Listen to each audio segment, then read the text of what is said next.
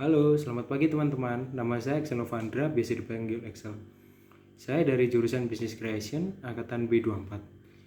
Sekarang di sini saya akan menjelaskan artikel tentang dampak COVID-19 bagi dunia pendidikan. Saya memilih topik dampak COVID-19 bagi dunia pendidikan karena COVID-19 ini memiliki dampak yang sangat besar bagi dunia pendidikan. Nah, teman-teman, gak kerasa nih sudah hampir 2 tahun stay at home atau tinggal di rumah dan work from home, bekerja dari rumah bagi mahasiswa sesuai dengan program pemerintah untuk memutus rantai pandemi COVID-19 yang sangat mematikan orang kalau sudah kena virus tersebut. Bukan hanya di Indonesia, tapi di seluruh dunia. Banyak yang mengatakan bahwa COVID-19 ini adalah sebagai bentuk teguran kepada manusia agar semua kembali peduli terhadap ciptaan Tuhan. Indonesia merupakan salah satu negara yang terinfeksi pandemi COVID-19. Penyakit COVID-19 atau coronavirus 2019 merupakan penyakit menular yang disebabkan oleh sindrom pernapasan akut coronavirus. Penyakit ini pertama kali diidentifikasi pada Desember 2019 di ibu kota provinsi Hubei, Cina. Dan sejak itu menyebar secara global mengakibatkan pandemi coronavirus yang sedang berlangsung saat ini. Gejala umum yang dialami seseorang yang terjangkit virus COVID-19 ini yaitu demam, batuk, sesak nafas. Gejala lain mungkin seperti teman-teman ada yang tahu nggak nih gejala lain yang dialami apa? Nah, gejala yang dialamin itu kayaknya itu nyeri otot, diare, sakit tenggorokan ya maksudnya, kehilangan bau, hingga sakit perut. Pandemi ini menyebabkan ribuan hingga jutaan nyawa melayang di berbagai penjuru dunia termasuk Indonesia.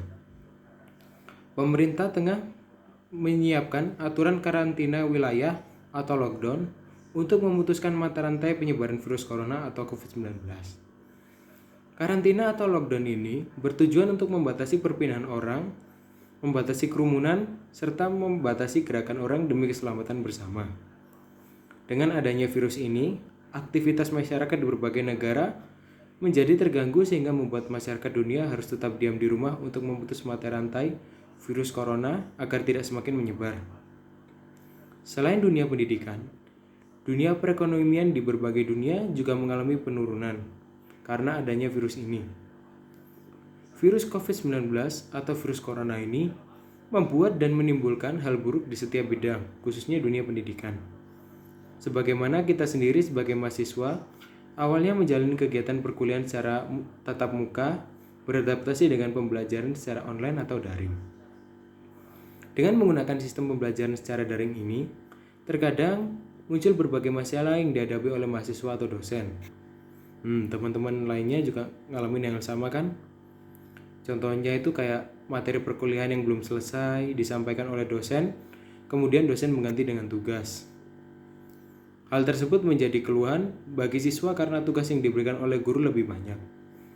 Permasalahan lain dari adanya sistem pembelajaran secara online ini adalah akses informasi yang terkendala oleh sinyal yang menyebabkan lambatnya dalam mengakses informasi. Kita sebagai mahasiswa biasanya terkadang tertinggal dengan informasi akibat dari sinyal yang kurang memadai. Akibatnya, kita sebagai mahasiswa terlambat dalam mengumpulkan beberapa tugas yang diberikan oleh dosen. Belum lagi kalau ujian seperti hari ini ya.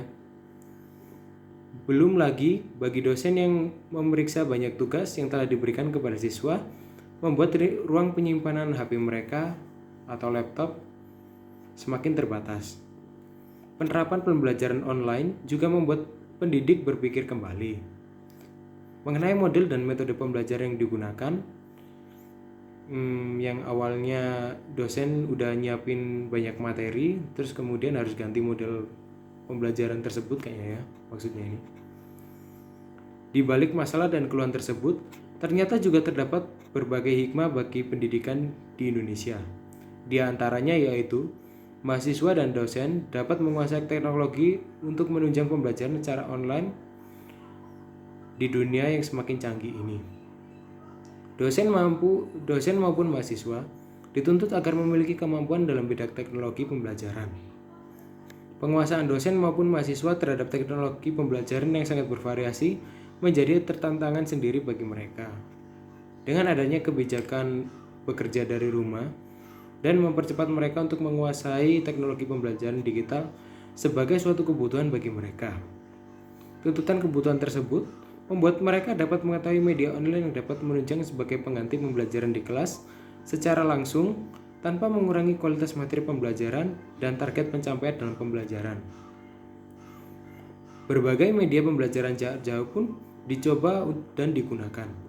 Sarana dapat digunakan sebagai media pembelajaran online antara lain e-learning, aplikasi Zoom, Google Classroom, apalagi ya? Kayaknya YouTube dan WA ya. Mungkin itu aja sih.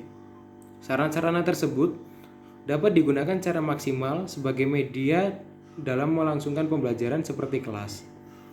Dengan menggunakan media online tersebut, maka secara tidak langsung kemampuan menggunakan serta mengakses teknologi semakin dikuasai oleh siswa maupun guru. Nah, sekarang aku mau bertanya nih, gimana nih kegiatan teman-teman dan para dosen selama pandemi? Kalau pendapat aku sendiri nih ya, kegiatan perkuliahan secara daring sangat menyusahkan dalam segi materi. Karena dalam pembelajaran daring, aku susah menerima pelajaran dari dosen. Selain itu, kendala lain yang saya alamin yaitu terkadang koneksi jaringan internet yang tidak stabil.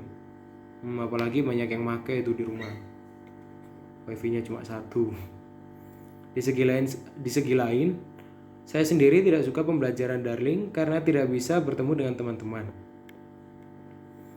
Dari kesimpulan artikel tersebut, kita dapat mengambil inti bahwa peserta didik, baik siswa maupun mahasiswa, belum siap untuk menghadapi pembelajaran daring di tengah pandemi COVID-19 ini, yang seakan-akan memaksa semua manusia harus siap terhadap perkembangan teknologi saat ini.